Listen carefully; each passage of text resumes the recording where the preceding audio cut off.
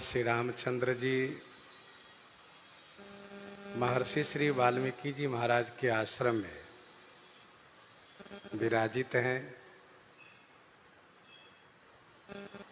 श्री राम जी ने महर्षि से रहने के लिए स्थान पूछा है, तो श्री वाल्मीकि जी श्री राम जी को रहने के लिए 14 स्थान बता रहे हैं और इस 14 स्थान के बहाने से 14 प्रकार के भक्त का वर्णन कर रहे हैं, 14 प्रकार की भक्ति का वर्णन कर रहे हैं, जिसमें प्रथम भक्त वह हैं जो कथा श्रवण भक्ति करते हैं, जो कथा श्रवण करते हैं।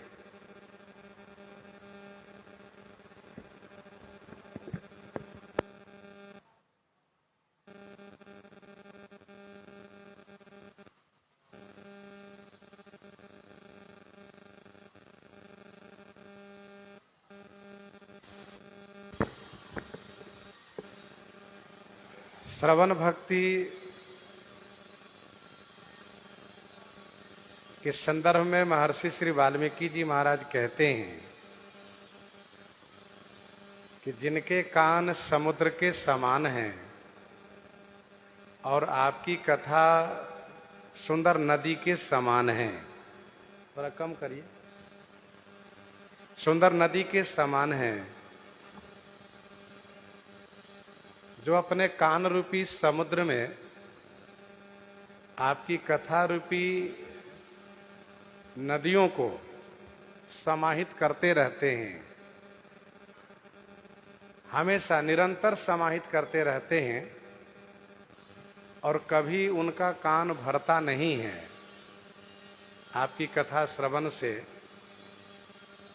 अर्थात कभी उन्हें ऐसा नहीं लगता है कि हमने बहुत कथा सुन ली, अब क्या कथा सुनना है।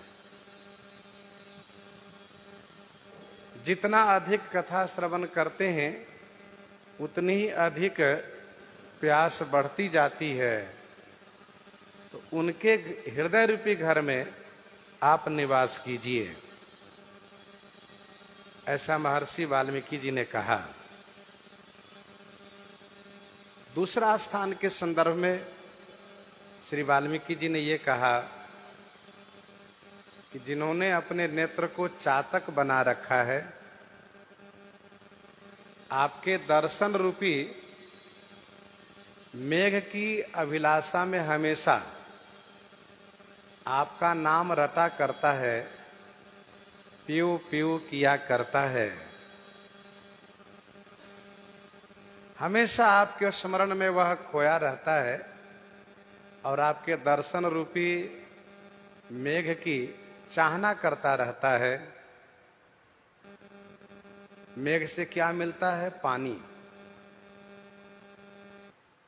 वही पानी यदि उन चातक को अन्य नदी से प्राप्त हो, सागर से प्राप्त हो, सरोवर से प्राप्त हो, बड़ी बड़ी जो नदियां हैं, जो बड़े सागर हैं, बड़े बड़े सरोवर हैं, उन सब से उनको जल प्राप्त हो रहा हो, लेकिन उस जल की ओर ये देखते नहीं हैं, जल को उपेक्षा करते हैं और आपके दर्शन रूपी मेघ के एक बूंद से वे सुखी हो जाते हैं, एक झलक से वे आह्लादित हो जाते हैं। हे राघव, हे रघुनंदन, मैं समझता हूँ उनका हृदय आपके लिए वातानुकूलित सुंदर घर है, सुंदर निवास है। तिनके हृदय सदन सुखदायक, बसहुन बंधु सिय सह रघुनायक। आप वहाँ विराजित होइए, निवास कीजिए।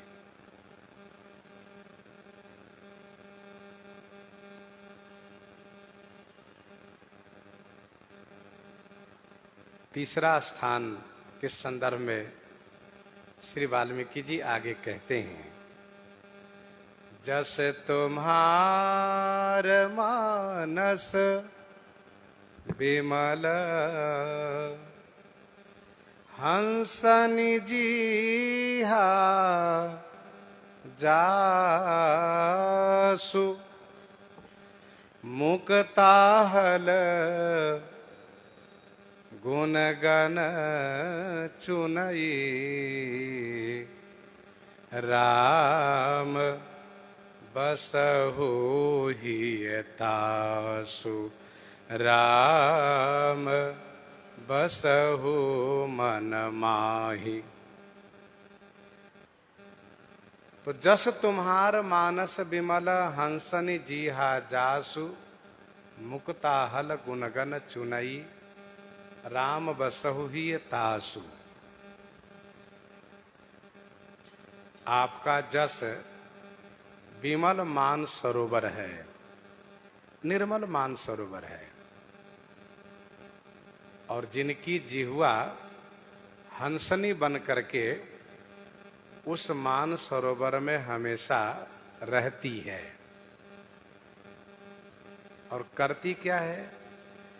कहा कि आपके गुणगण रूपी मुक्ताहल माने मोती समूह को चुगती है। हे राम, तासु हिये, उनके हृदय में, उनके मन में आप निवास कीजिए। श्री वाल्मीकि जी कहना ये चाहते हैं कि इन भक्तों के हृदय में आप इसी साकार रूप में विराजित हो जाइए, जिससे उन्हें आपके दर्शन की प्यास न रहे, आपसे मिलन की तड़पन न रहे। जस तुम्हार मानस विमल, आपका जस निर्मल मान सरोवर है, विमल मान सरोवर है।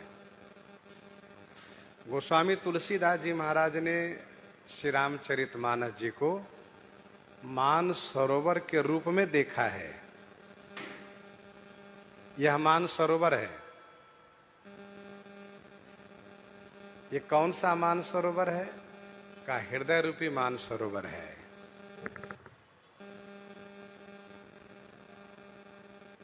इसमें क्या भरा होना चाहिए? कहा श्री राम जी के जस रूपी जल भरा हुआ होना चाहिए। और गोस्वामी जी ने तो ये कहा, चाहे आप किसी घाट से आइए, कर्म घाट से आइए, ज्ञान घाट से आइए, उपासना घाट से आइए, शरणागति घाट से आइए, लेकिन हृदय रूपी जो सरोवर है वह श्री राम जस रूपी जल से ही परिपूरित होना चाहिए। कहने का मतलब क्या है? कहने का मतलब यह है कि आप अपने जीवन में चाहे कर्म प्रधान रखिए, चाहे ज्ञान प्रधान रखिए, चाहे उपासना प्रधान रखिए, अथवा तो प्रपत्ति शरणागति प्रधान रखिए, लेकिन हृदय को श्री राम रूपी जस, श्री राम जी के जस रूपी जल से ही परिपूरित रखिए।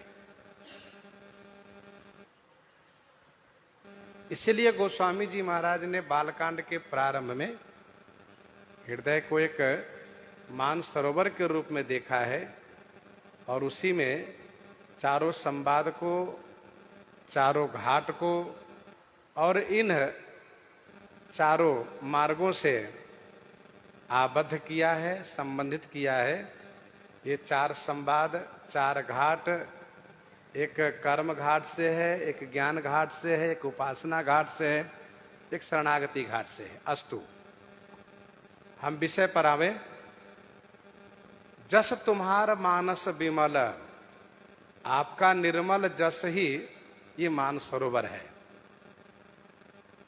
हृदय रूपी सरोवर है। भगवान श्री राम जी का जस निर्मल है, निर्मल जस है, जिसमें कहीं भी कोई मल नहीं है, कहीं कोई दोष नहीं है। अब इस जस रूपी जल से जब भरा हुआ हृदय होगा तो हृदय भी निर्मल हो जाएगा। देखो भाई, सरोवर चाहे जो भी हो, सरोवर की महत्ता समझी जाती है उसमें भरे हुए जल से।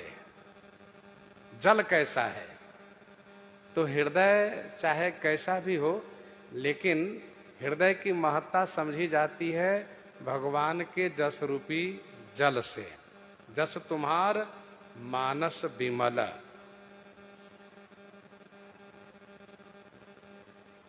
अब हंसनी कौन है? कहा हंसनी है जिह्वा।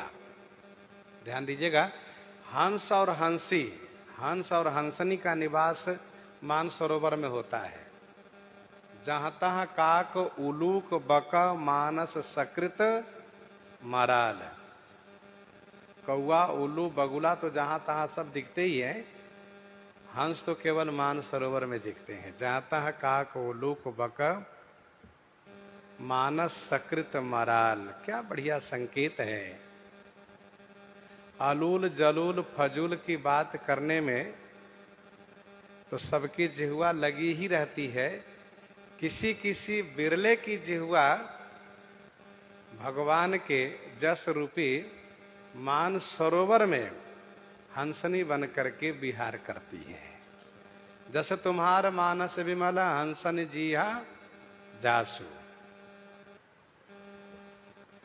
और एक बात ये भी समझे रहिए कि जिस सरोवर में कौआ उल्लू बगुला गिद्ध आदि का निवास होता है वहां हंस नहीं रह सकता। जैसर काक बंक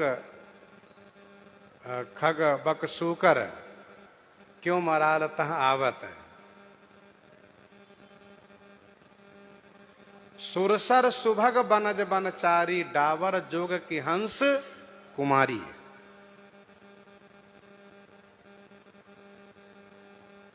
सुरसर सुभग बनज बनचारी डावर जोग की हंस कुमारी। जिह्वा शब्द स्त्रीलिंग है, इसलिए हंसनी को हंसनी कहा जा रहा है। हंसनी डाबर में, गड्ढे में, सरोवर में नहीं जाती है। ये हंसनी मान सरोवर में रहती है, क्योंकि वहां जल की निर्मलता है। उस जल में है क्या? कहा मोती है, मोती। और जल में क्या होता है? कहा घोंघा, मछली, सेवार। इसीलिए उस सरोवर में हंसनी नहीं जाती है। संबुक भेक सेवार समाना यहां न विषय कथा रस नाना।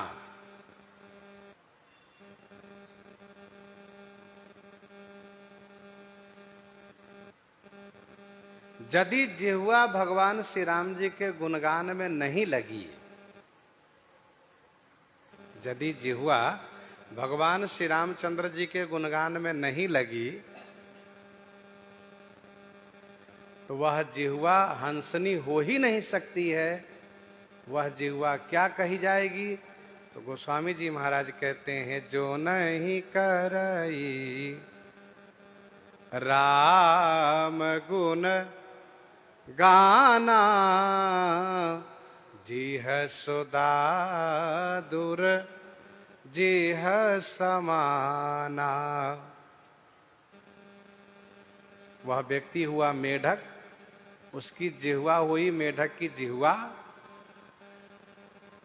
अब जिह्वा से ही मेढक बनना पड़ा उसको। और मेढक जब बोलता है तो आप देखते ही हैं उसकी आवाज भी स्पष्ट नहीं होती है। तो वैसे ही जो अलूल जरूल फजूल की बात करते हैं वह मेढक है, उसकी जिह्वा मेढक की जिह्वा है।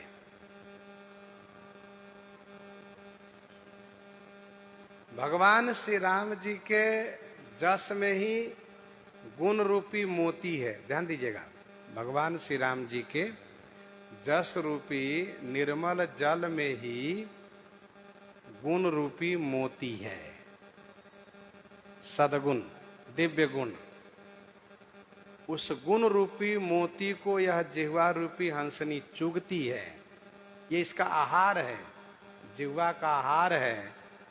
क्या? भगवान श्री राम जी के गुण रूपी मोती। जुगुति मंजू मनि सीप सुहाई, जुगुति मंजू मनि सीप सुहाई।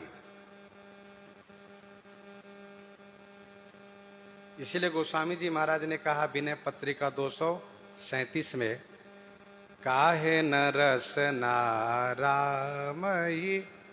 गावही, काहे न रस नारामयी गावही, निशिदिन पर अपवाद वृथा कत, रट रट राग बढ़ावही, रट रट राग बढ़ावही, काहे न रसना राम ही गावही।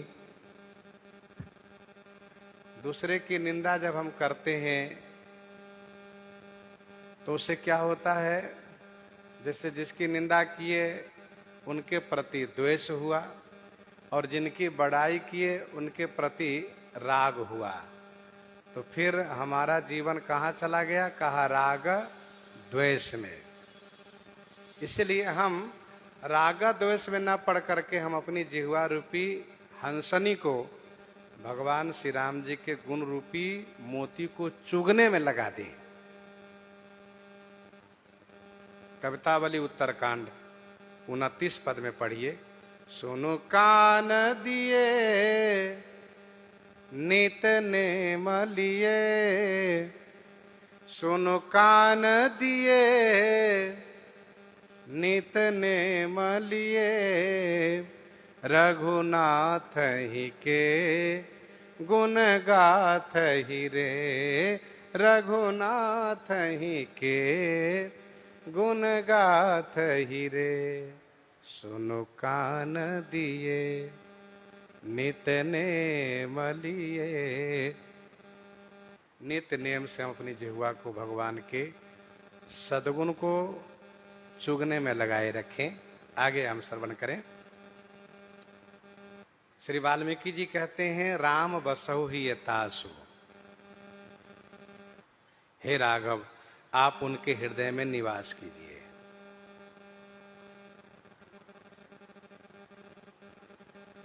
भगवान श्री राम जी के गुणों का भी कुछ स्मरण हम लोग कर लें।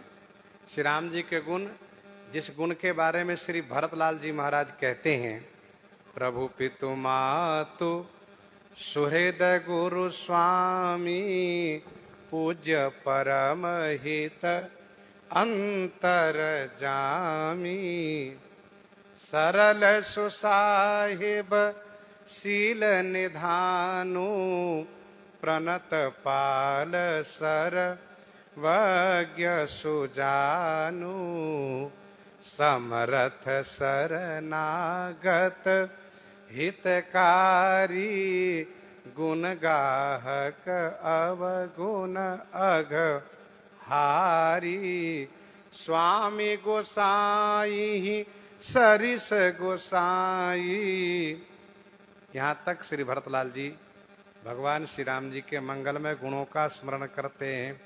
श्री कागभूषुंडी जी महाराज श्री राम जी का गुणों का स्मरण करते हैं। राम काम सत कोटि सुभग तन, दुर्गा कोटि अमित अरिमर्दन, शक्र कोटि सत सरिस विलासा, नवसत कोटि अमित अवकाशा, प्रभु अगाध सत कोटि पताला, समन कोटि सत सरिस कराला, तीरथ अमित कोटि सम पावन, नाम अखिल अग ओग न सावन, हिमगिरि कोटि अचल रघुबीरा, सिंधु कोटि सत सम गंभीरा, शारद कोटि अमित चतुराई, विधि सत कोटि सृष्टि निपुनाई, विष्णु कोटि सम पालन करता, रुद्र कोटि सत सम संहरता।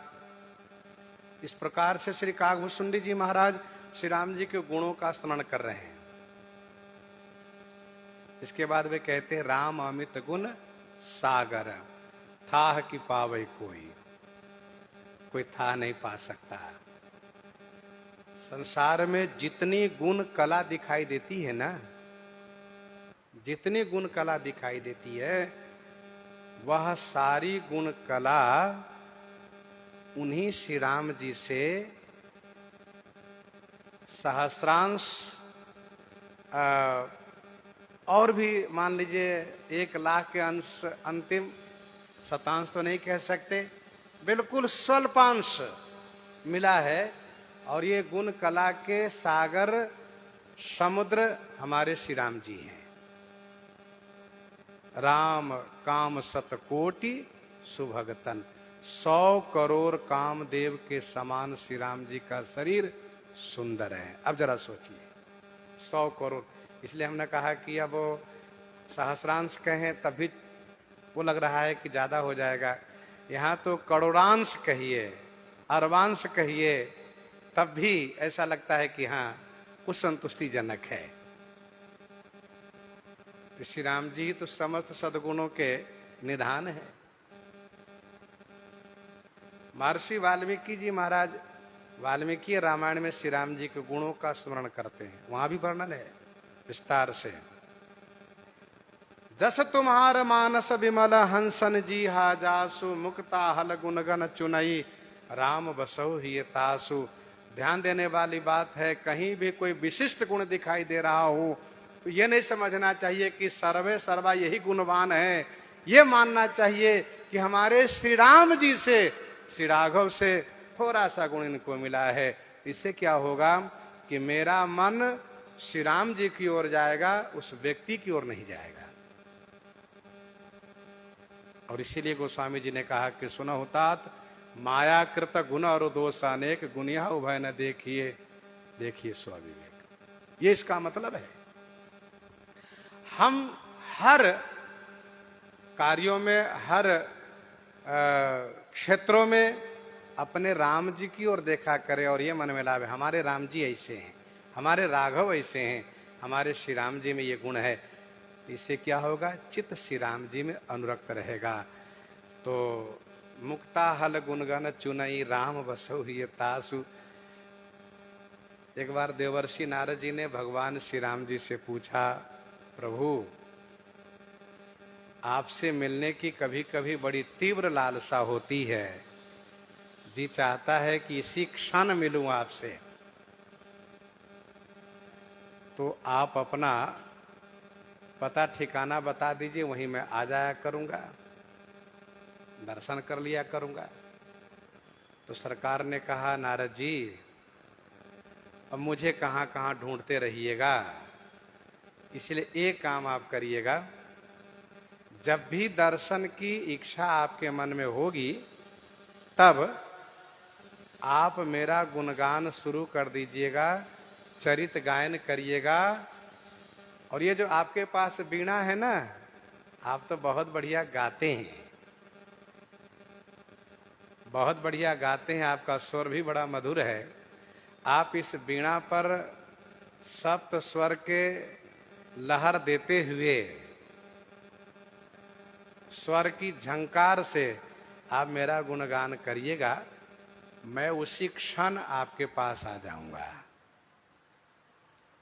नाहम वसामि वैकुंठे, नाहम वसामि वैकुंठे, योगी नाम हृदय न च, मदभक्ता यत्र गायन्ति, तत्र तिष्ठामि नारद, तत्र तिष्ठामि नारद। मदभक्ता यत्र गायन्ति तत्र तिष्ठामि नारद। मेरा भक्त जहां ही गायन करता है मैं वहीं उपस्थित हो जाता हूं। क्या बढ़िया बात है।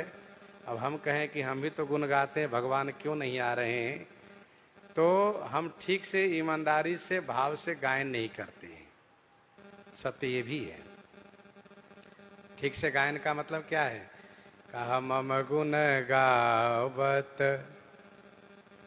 मम गुण गावत पुलक शरीरा, मम गुण गावत पुलक शरीरा, गद गद गिरा नयन बहनीरा, काम आदि मद दंभ न जाके, तात निरंतर बस में ताके। अब आप कहिए कि फिर ये ईमानदारी, ये दशा हमारे में आएगी कैसे? कहा इसके लिए साधन यही है, यही साधन है, यही सिद्धि है। क्या? जननी जनक सिय राम प्रेम के। हम प्रेम से भगवान श्री राम जी के चरित से युक्त श्रीमद् रामचरितमानस जी का पाठ करें, चरित का चिंतन करें, तो अवश्य हमें वह प्रेम प्राप्त होगा, क्योंकि यह प्रेम भी यही देते हैं। कौन? भगवान श्री राम जी के चरित। आगे सुनिए। प्रभु प्रसाद सुचि सुभग सुबासा, सादर जासु लहै नित नासा, प्रभु प्रसाद सुचि सुभग सुबासा, सादर जासु लहै नित नासा।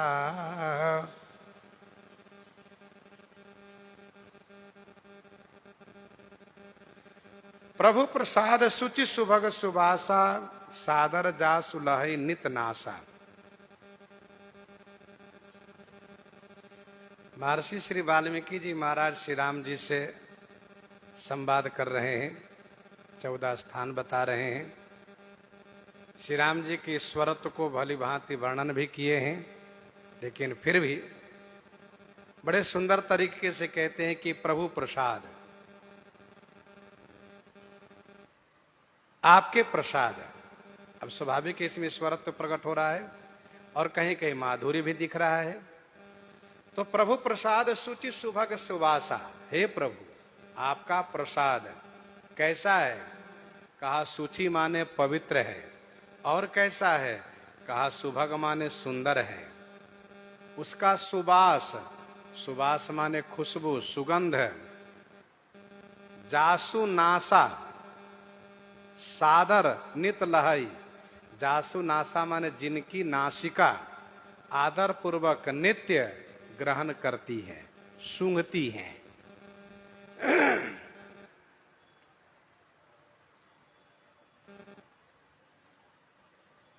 तीन स्थान में 3 इंद्रियों की सार्थकता श्री वाल्मीकि जी ने कही। अब चौथे स्थान में सभी इंद्रियों की सार्थकता, अन्य और भी जो इंद्रियां हैं उन सब की सार्थकता कह रहे हैं। कान, जिह्वा और नेत्र, 3 की बात ऊपर कही, और यहां पर कहते हैं नाक से, मुख की बात, शरीर की बात, हाथ की बात और पैर की बात, ये सब इस स्थान में समाहित है।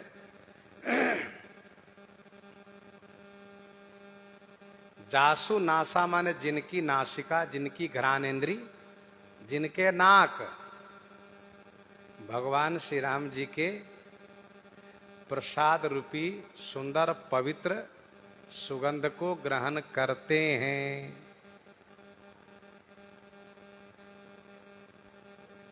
प्रसाद में विधि निषेध नहीं होता है, ध्यान दीजिएगा।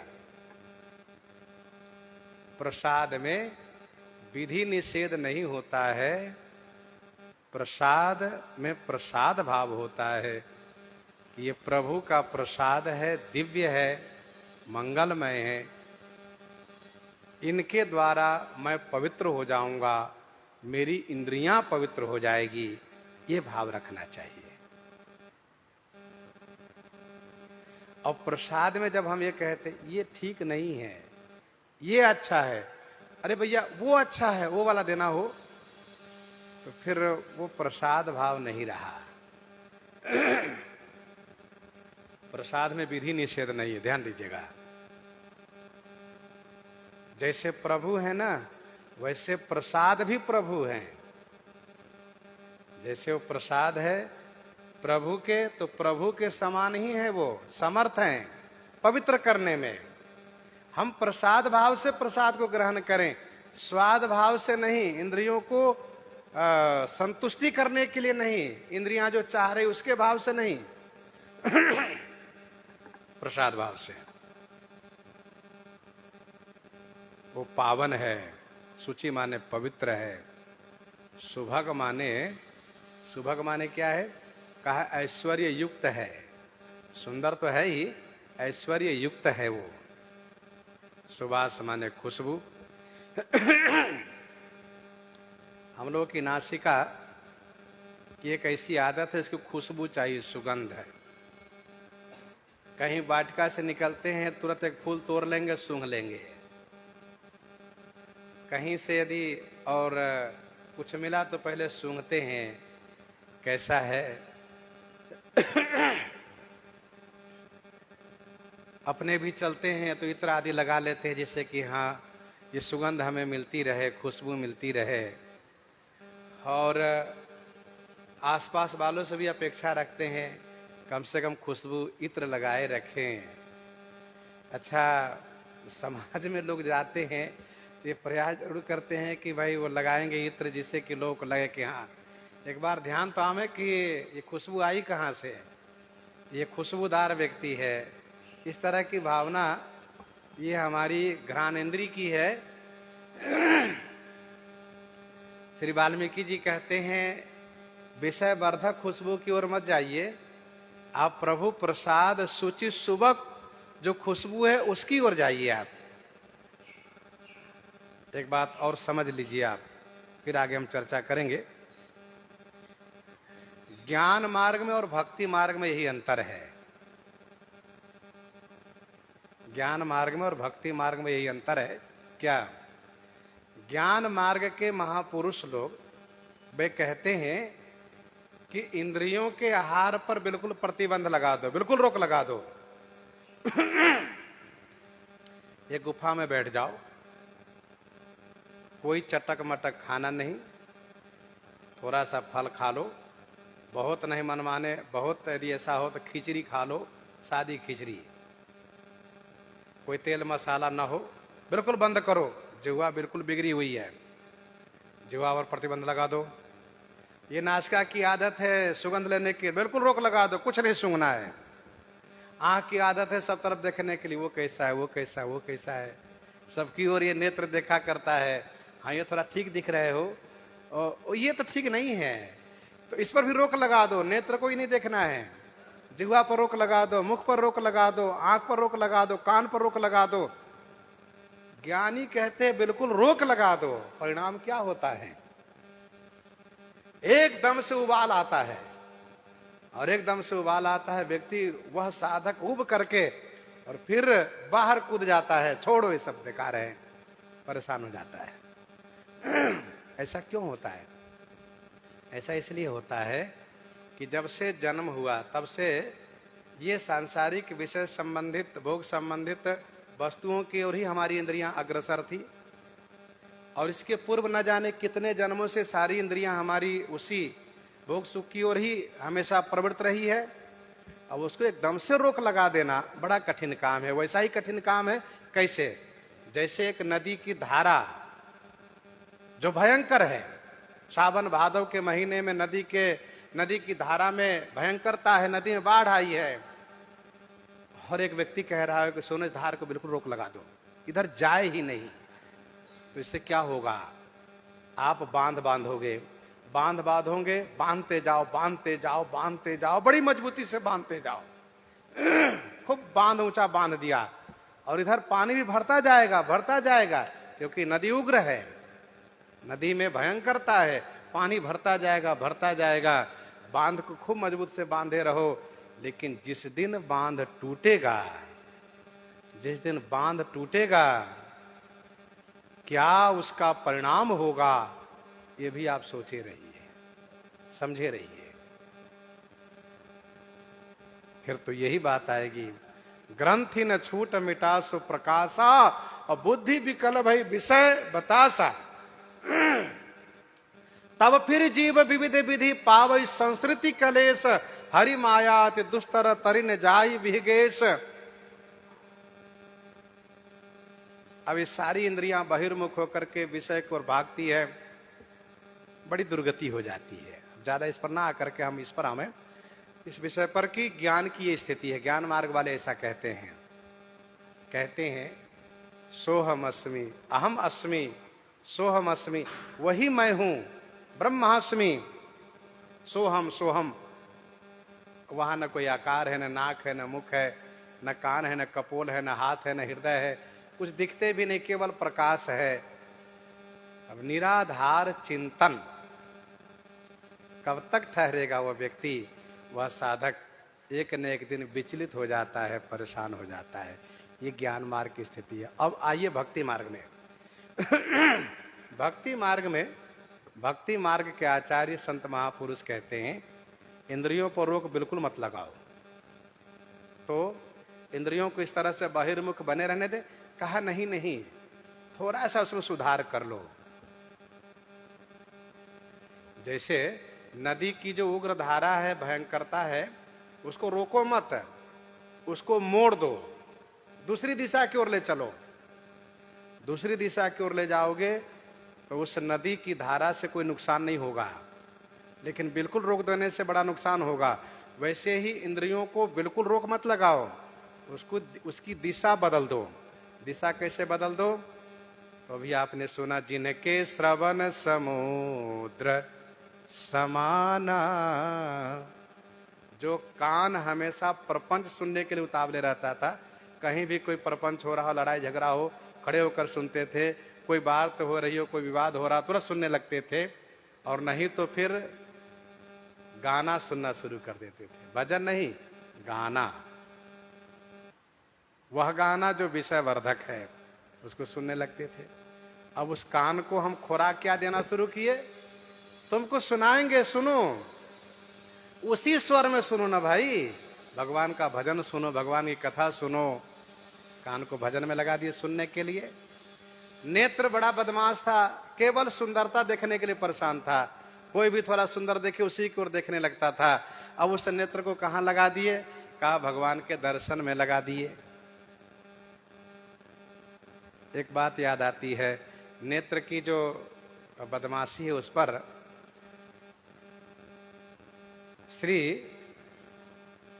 स्वामी रामानुजाचार्य जी के शिष्य श्री धनुदास जी महाराज जब वे वैष्णव नहीं हुए थे तो पूर्व की बात है, वे रूप के बड़े आशिक थे, रूप के बड़े ही दीवाने थे। और सौभाग्य की बात यह थी कि उनकी पत्नी बड़ी सुंदर मिल गई थी। वो क्या करता था, अपनी पत्नी को देखा करता था, निहारा करता था। लेकिन वो ऐसा आशिक था कि उसकी पत्नी जब कहीं जाए, कहीं चले, तो उसके सामने होकर के उल्टा पांव चलता था और देखता था उसको। उसके देखे बिना उसको एक पल भी चैन नहीं मिलता था। एक दिन स्वामी रामानुजाचार्य जी अपने परिकर के साथ जा रहे थे। उनके शिष्यों ने देखा तो कहा, देखिए गुरुदेव, ये कैसा पागल है, ये तो लोक मर्यादा को बिल्कुल तिलांजलि दे रखा है। अरे इसकी पत्नी है, इसकी घरवाली है, इसका घर मकान अपने घर में देखते, रास्ते में देखते चल रहा है। तो स्वामी जी को दया आ गई। स्वामी जी ने कहा, अच्छा ठहरो, रुको मैं बुलवाता हूँ। स्वामी जी ने बुलवाया, कहा इधर सुनो। इधर आया, कहा सुनो, तुमको थोड़ा भी शर्म नहीं लगता है क्या? कहा काहे का शर्म महाराज जी? कहा तुम्हारी पत्नी घर में दर्शन करते, तुम इस तरह से रास्ते में देखते हो। कहा महाराज जी एक बात बताऊं, मेरा नेत्र इनके देखे बिना एक पल भी चैन नहीं पाता है, इसलिए मेरी मजबूरी है कि मैं इनको देखा करता हूं। तब स्वामी जी को एक बात समझ में आई। स्वामी जी ने कहा सुनो, यदि इनसे भी सुंदर तुमको दिखा दिया जाएगा तब क्या करोगे? कहा महाराज इनकी ओर मैं कभी देखूंगा नहीं, झांकूंगा नहीं। मैं तो इनको देखते रहता हूं तो हमेशा अपमान भी करती रहती है, अनादर करती है। अब किसी की ओर टुकुर टुकुर देखो, भले अपने ही सही, तो नाराज तो होंगे ही वे, चाहे जो भी हो रिश्ते में, संबंध में। तब स्वामी जी ने कहा आओ, और ठाकुर जी के सन्मुख करके ठाकुर जी से कहा स्वामी जी ने, जय जय, ये आपके योग्य है। क्यों योग्य है? कहा ये रूप के आशिक है और सारा सौंदर्य तो आप में है। एक बार अपनी सुंदरता इनको दिखा दीजिए ना, जिससे ये संसार की ओर से मुड़ करके आपकी ओर आ जाए। तो ठाकुर जी स्वामी जी की बात टाल नहीं सकते। तुरंत ठाकुर जी अपना वह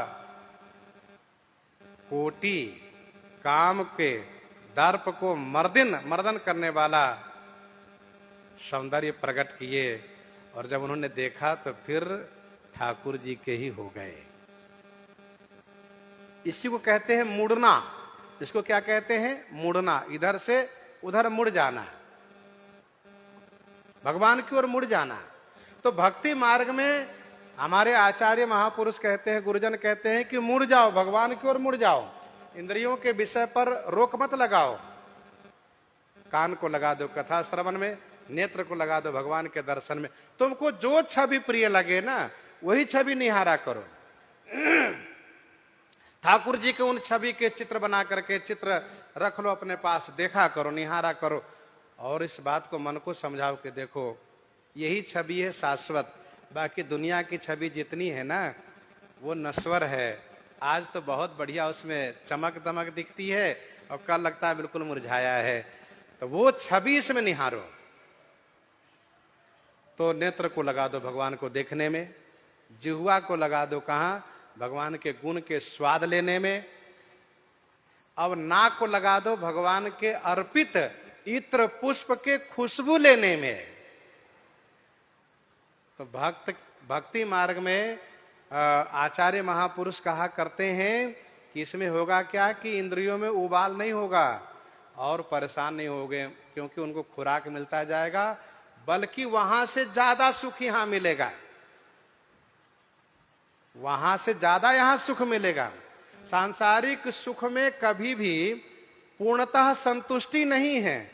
सांसारिक सुख में केवल भोग काल में लगता है सुखद है, बढ़िया सुस्वादिष्ट भोजन पा रहे हो, खूब मन के अनुकूल गर्मा गर्म बढ़िया चकाचक जैसा आपको प्रिय है मिला है खा रहे हो।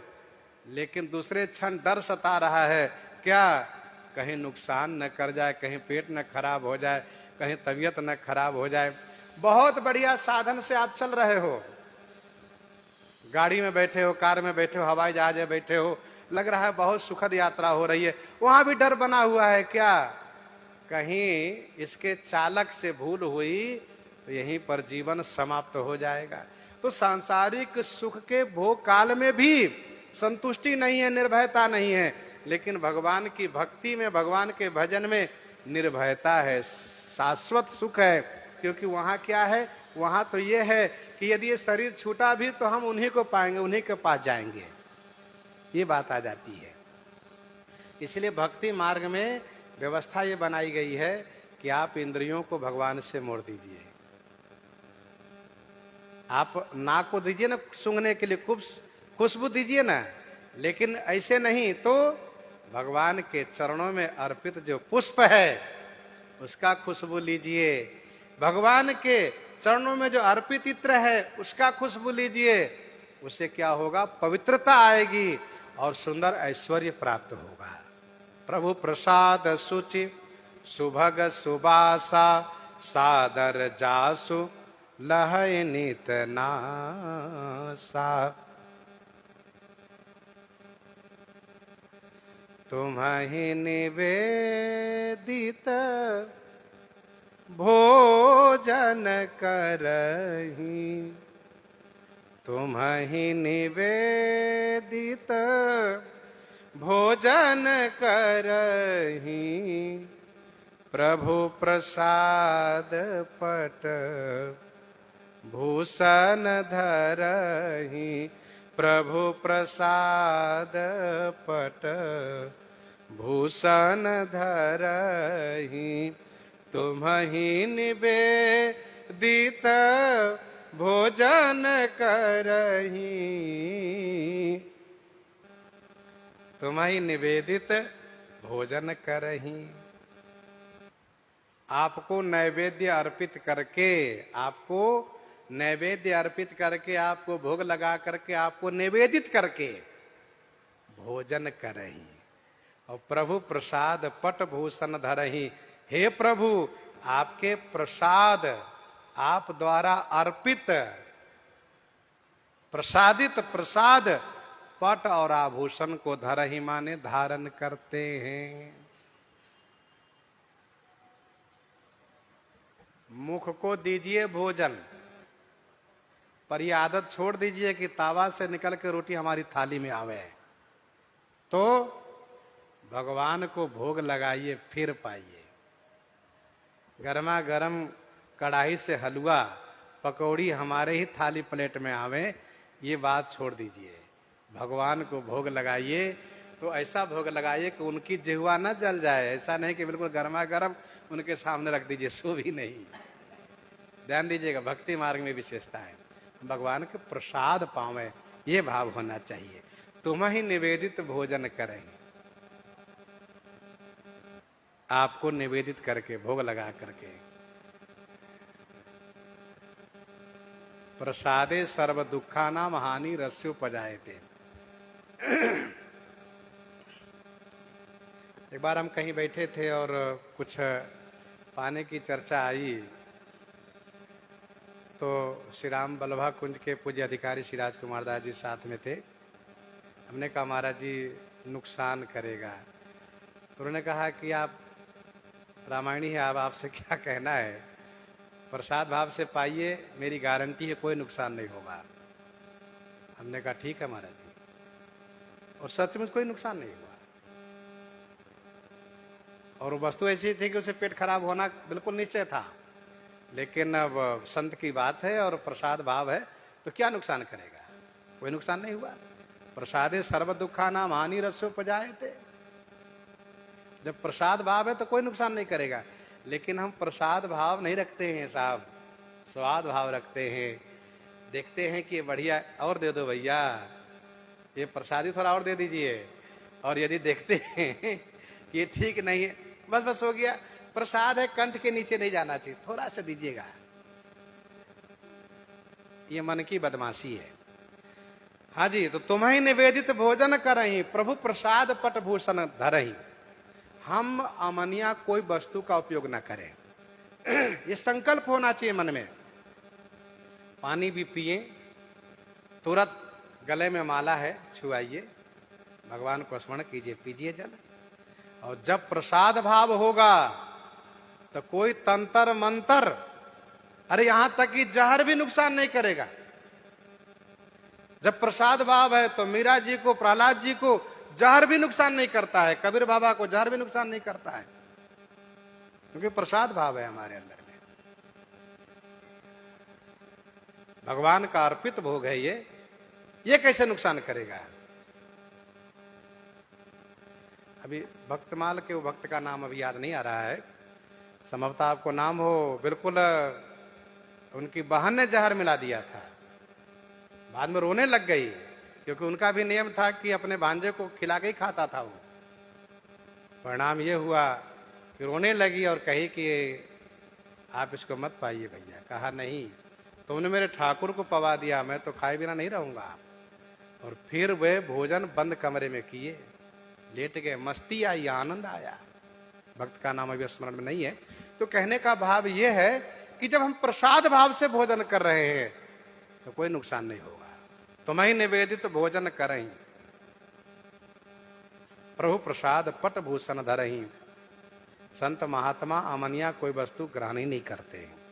कपड़े भी पहनना हो ना तो पहले उसको धुलेंगे, धो करके भगवान को अर्पित करेंगे, फिर पहनेंगे। ऐसा नहीं कि अमनिया पहले पहन लो। भूषण भी हो, कपड़े भी हो, जल भी हो, भोजन हो, पहले भगवान को अर्पित करके तब हमें स्वीकार करना चाहिए। राजा चित्रकेतु से उनके पुत्र ने कहा कि मैंने भगवान को भोग लगा करके पाया था, इसीलिए एक ही जन्म में ये सभी मेरी विमाताओं ने बदला ले लिया।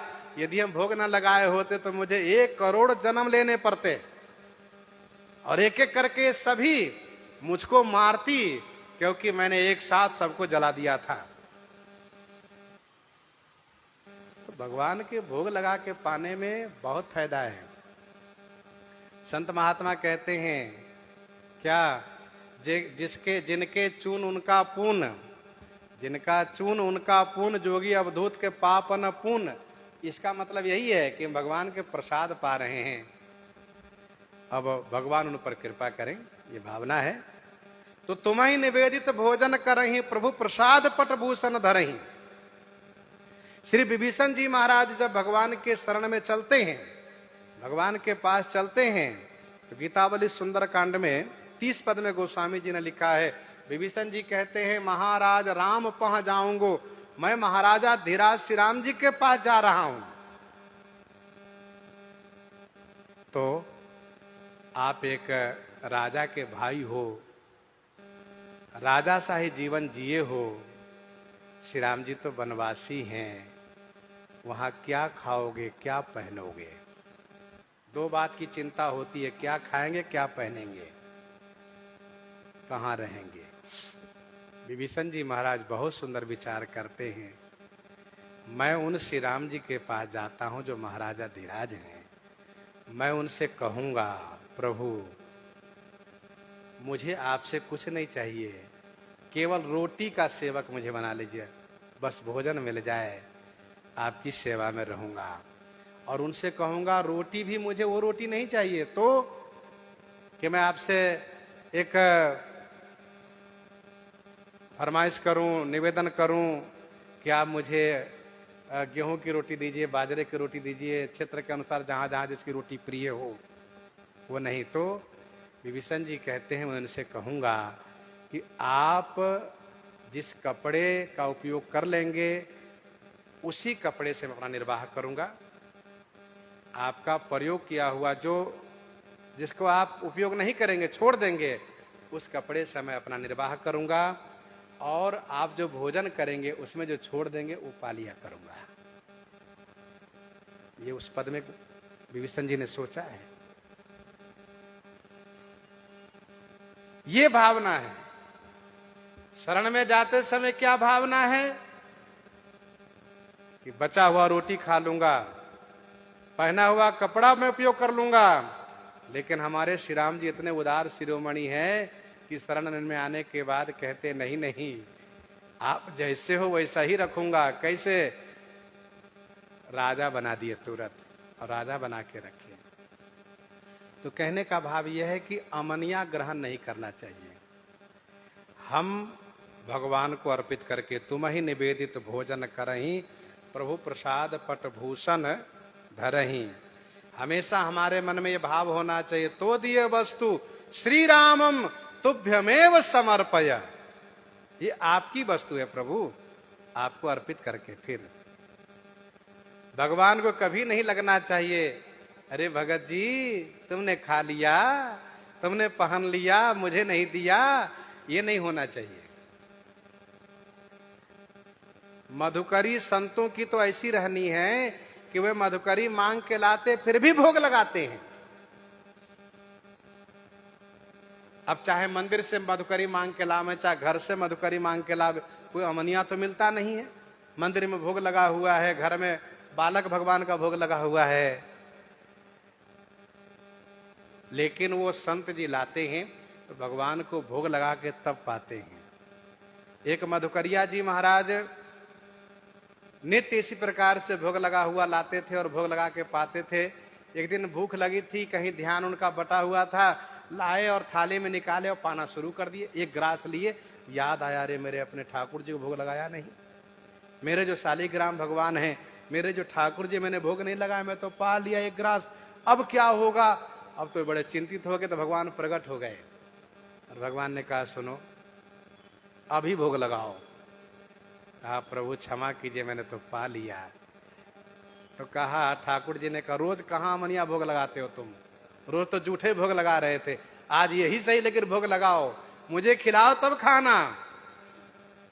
उन्होंने चरण पकड़ लिए, कहा जय जय बलिहारी प्रभु। और ठाकुर जी ने कहा मैं तो पाऊंगा, आज तो जरूर पाऊंगा। और भगवान ने पाया। तो कहने का भाव यह है कि मन जो ठाकुर जी में लगा है कि मुझे अमनिया नहीं पाना है, आपने दिया है, आपसे मैं लाया हूं, आप जैसे दियो आप जानो, लेकिन मेरा कर्तव्य है कि मैं भोग लगा के पाऊं, मैं अपने ठाकुर जी को भोग लगा के पाऊं। तो दिए वस्तु गोविंदम तुभ्यमेव समर्पये, गृहान सम्मुखो भूत्वा प्रसीद परमेश्वर।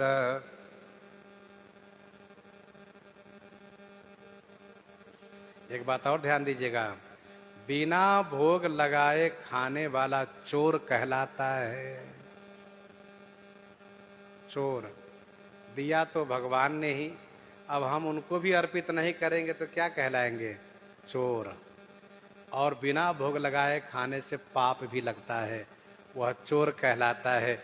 इसलिए कम से कम इतना तो संकल्प होना ही चाहिए कि हम बिना भोग लगाए, बिना भगवान को अर्पित किए न खाएंगे न पिएंगे।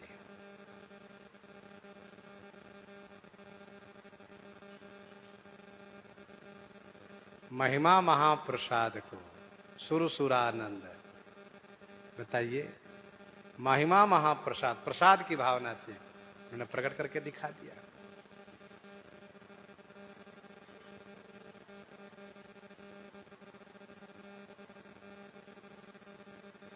भक्तमाल 66-65 में लिखा है, महिमा महाप्रसाद की सुरसुरानंद साक्षी करी। अब थोड़ी सी बात में इसमें भी चर्चा कर लूं। सुरसुरानंद जी महाराज चल रहे थे और साथ में और भी परिकर शिष्य लोग थे। तो उस समय में लोग छल करते थे, आज भी छल करते हैं। एक हमारे संत जी रहते गुजरात में, कहा करते थे, महाराज जी रास्ते का ढाबा अक्सर मुसलमानों का होता है और उसमें हिंदू देवी देवता के चित्र लगा करके ये दर्शाते हैं कि शुद्ध शाकाहार यहाँ पर मिलता है, लेकिन उसी में वो छल करते हैं। अब जहाँ की बात वे कह रहे थे, वे ज्यादा घूमते हैं, अपने नाम ज्यादा घूमते नहीं। उनका एक अनुभव था, उन्होंने कहा महाराज जी कहीं भी समय लेना चाहिए, कुछ भी वहां का तो कुछ लेना ही नहीं चाहिए। कहा वो छल करते हैं, धर्म भ्रष्ट करते हैं। तो वैसे सुरसुरानंद जी महाराज के साथ छल हुआ।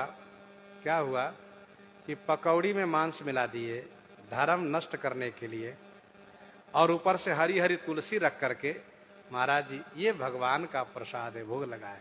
महाराज जी कहीं कहीं यात्रा में लोग इस तरह से धर्म नष्ट करने के लिए भगवान के प्रसाद का भी झांसा देते हैं।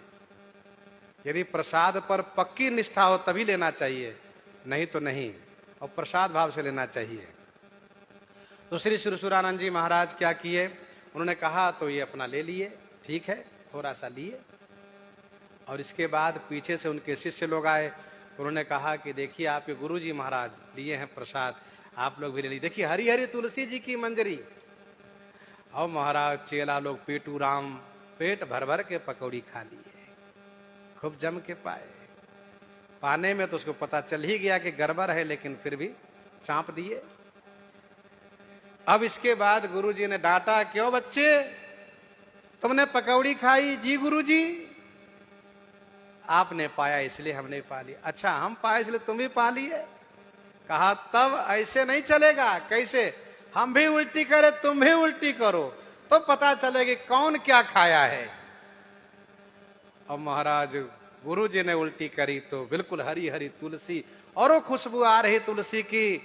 अब इस शिष्यों ने जब उल्टी करी तो अब चर्चा करना भी घृणा होती है। गुरु जी ने सबको डांटा, कहा तुम लोग पागल हो, मूर्ख हो, डांटा और फिर सबको शुद्धिकरण किया। तो कहने का भाव यह है कि प्रसाद भाव हो तो ठीक है, लेकिन प्रसाद भाव नहीं, हम स्वाद भाव। अभी थोड़ी देर पहले मैंने कहा कि हम भगवान के अर्पित भोग में भी देखते हैं कि ये हमारे प्रिय चीज है, इसको दे दो, ये भी ले लो ना। अरे नहीं नहीं, ये नहीं, मत रहने दो।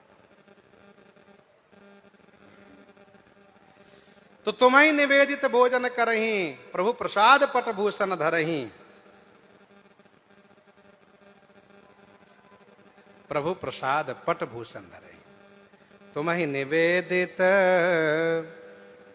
भोजन करही, प्रभु प्रसाद पट भूषण धरही। श्री भक्तमाल जी में एक कथा और है, सोपच वाल्मीकि जी की कथा, समास में थोड़े शब्दों में चर्चा में भी कर लें।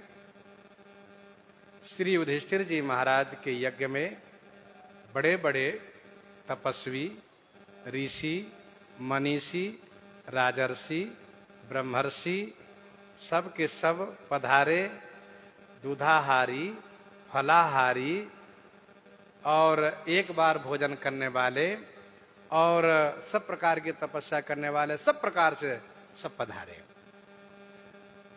ठाकुर जी ने उनके यज्ञ की पूर्णता के लिए एक शंख रखा था और ठाकुर जी ने कहा था कि यज्ञ जब पूरा होगा तो ये शंख बजेगा, ये ध्यान रखिएगा। यज्ञ पूरा हुआ, भोज भंडारा समापन हुआ, महाराज जी शंख बजा ही नहीं। युधिष्ठिर जी महाराज हाथ जोड़ करके भगवान के सामने खड़े हो गए, जय जय प्रभु, यज्ञ पूरा हुआ, भंडारा हुआ, शंख नहीं बजा। तो ठाकुर जी ने कुछ अनमने से होकर के कहा, मेरा कोई रसिक भक्त इसमें भंडारा पाने नहीं आया, प्रेमी भक्त। लेकिन इसका मतलब यह नहीं समझो कि सब मेरे भक्त नहीं है।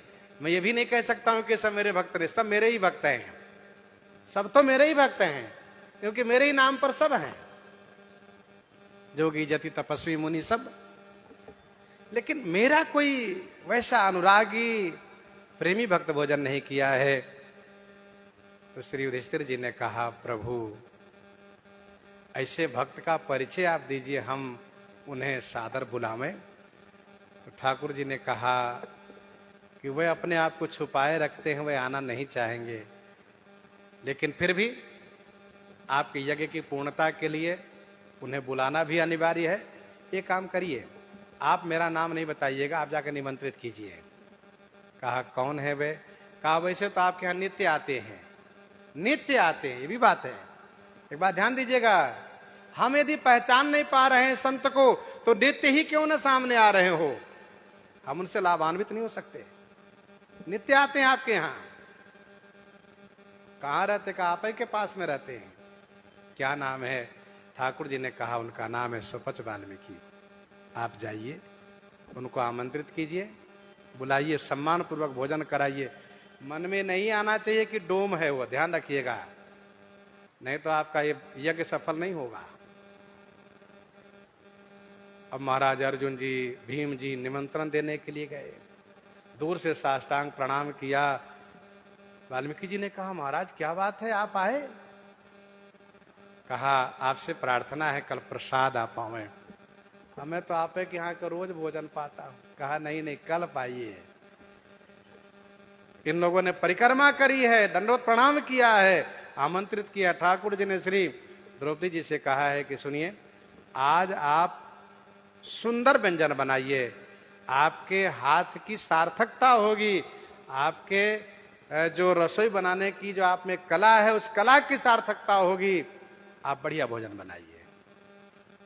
युधिष्ठिर जी से कहा सुनिए, वे बैठना चाहेंगे बाहर, नहीं रसोई में बैठाइएगा, पद प्रक्षालन करके बढ़िया प्रेम से प्रसाद पवाइएगा, भक्त भाव से। ध्यान दीजिएगा, जहां भगवान निर्देशक है फिर क्या कहना है। सारी व्यवस्था हुई, सब कुछ हुआ, भोजन परसा गया, और जब वाल्मीकि जी महाराज ठाकुर जी को अर्पित करके सभी व्यंजन को एकीकरण किए, सबको एक में मिलाए, और जब पाना शुरू किए तो शंख बजा तो, लेकिन ठीक से नहीं बज करके वो धीरे से कूं करके रह गया। ठाकुर जी नाराज हो गए, शंख पर क्यों? तुमने भक्त की महिमा को नहीं समझा?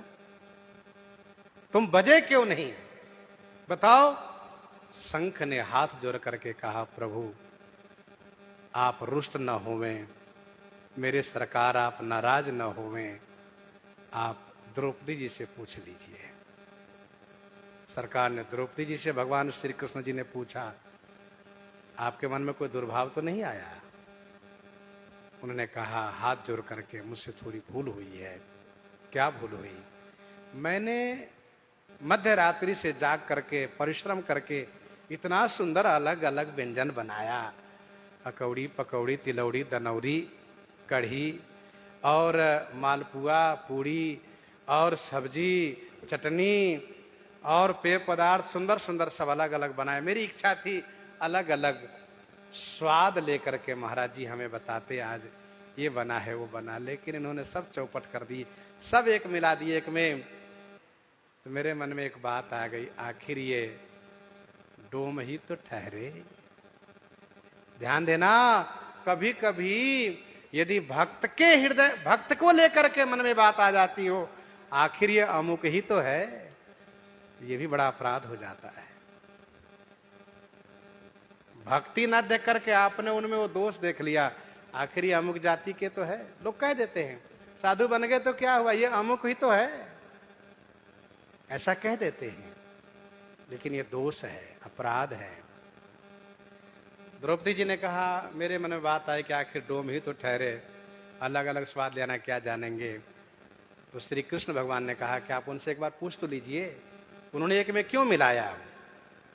तब द्रौपदी जी ने हाथ जोड़ करके पूछा, भगवान क्षमा करें, आप ही बताइए कि आप अलग अलग ना पा करके एक में क्यों मिला दिए, बस केवल इतना बता दीजिए। तब श्री वाल्मीकि जी ने कहा, मैं अपने परम प्रभु को भोग लगा के पाता हूं, मैं उनको अर्पित करके पाता हूं प्रसाद। अब प्रसाद में यदि मैं कहूं कि ये मीठा है, ये तीखा है, इसमें नमक कम है, इसमें नमक ज्यादा है, इसमें शक्कर कम है, इसमें ज्यादा है, क्योंकि स्वाद में दो ही तो प्रधान है, नमक और शक्कर। नमक के कम ज्यादा होने से पता चलता है, शक्कर के कम ज्यादा होने से पता चलता है। तो इसलिए मैं प्रसाद भाव से, जब प्रसाद है तो इसमें स्वाद क्या होना चाहिए। द्रौपदी जी की शंका का समाधान हुआ, उन्होंने प्रणाम किया, महाराज क्षमा करें, आपकी महत्ता और महिमा को अब मैं समझ पाई। और जैसे ही द्रौपदी जी का हृदय निर्मल हुआ, वैसे शंख जब बजना शुरू किया तो बजता ही रह गया, वो रुके ही ना, चुप ही ना हो, बजता ही रह गया। शंख गदगद हो गए, पुलकित हो गए, यह है भक्त की महिमा। तो कहने का भाव यह है कि तुम्हें निवेदित भोजन करही, प्रभु प्रसाद पट भूषण धरही, शीस नबहि सुर गुरु द्विज देखी, प्रीति सहित करी विनय विसेखी। बहुत बढ़िया बढ़िया बातें हैं। करनित करही राम पद पूजा, राम भरोस हृदय नहीं दूजा, चरण राम तीरथ चलि जाही, राम बसहु तिन के मन माही, राम बसहु तिन के मन माही। तो ये हम लोगों के लिए विशेष कल्याणकारी बात है, इसलिए इन प्रसंगों में थोड़ा व्यास रूप में लेकर के, विस्तार रूप में लेकर के हम लोग चल रहे हैं, इस भावना से कि मानस जी की कृपा हो, रघुनाथ जी की कृपा हो कि हमारे आप में भी इन भक्ति में से एक भक्ति आवे। तो आज प्रसंग को यहीं पर हृदयांगम करते हुए आइए श्रवण करते हैं श्री भक्तमाल जी से।